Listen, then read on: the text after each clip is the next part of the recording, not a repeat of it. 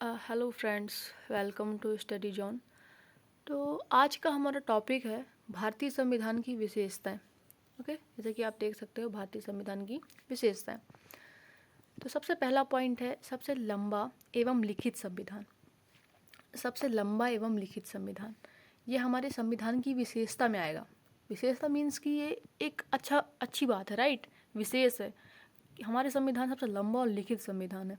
सबसे लंबा है ये तो आपको पता ही है, लगभग हमने 196 कंट्रीज से का एनालिसिस किया है कॉन्स्टिट्यूशन को, एंड देन इसके बाद हमने उसकी जो अच्छी अच्छी बातें हैं, प्यारी प्यारी बातें, सॉरी टू से, बट यप हमने उनको अपने संविधान में शामिल किया है, राइट।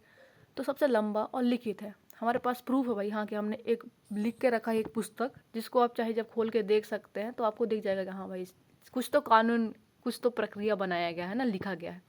ओके, सेकंड पॉइंट है मौलिक अधिकार। यस, ये सबसे इम्पॉर्टेंट पॉइंट है, इसी के कारण अभी आप ये लेक्चर देख पा रहे हैं, और ना पता नहीं ठीक है, no comments. Okay, and then third point है कठोरता और लचीलापन। कठोर का तो पता नहीं, पर लचीला बहुत है, ये तो आप देख ही सकते हैं, और तो कठोर भी है। तो लचीलापन से तात्पर्य ये था कि जैसे कि कोई भी अपराधी होता है, तो अपराधी के लिए भी हमारे यहाँ कानून है कि हाँ, यदि उसने कोई अपराध किया है, जब तक उसका अपराध सिद्ध ना हो जाए तो उसको एक आम नागरिक की तरह रखा जाता है, ट्रीट किया जाता है। जैसे कि आप यदि उनको गिरफ्तार किया जाता है तो उनको 24 घंटे के अंदर जो है कोर्ट में उपस्थित करना होता है, नज़दीकी कोर्ट में, अन्यथा फिर वहाँ पे भी उनका राइट्स आ जाते हैं। एंड देन फिर पॉइंट्स है, नेक्स्ट पॉइंट है संसदीय संप्रभुता और न्यायिक सर्वोच्चता का संश्लेषण।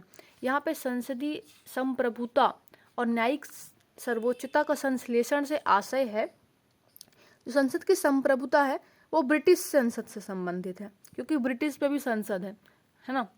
तो हमारी इधर जो है संसद को वरीयता दी जाती है, मतलब कि जैसे कि संसद में जब तक कोई कानून पास ना हो जाए, तो मतलब बिल जब तक पास ना, तब तक वो कानून नहीं माना जाता है।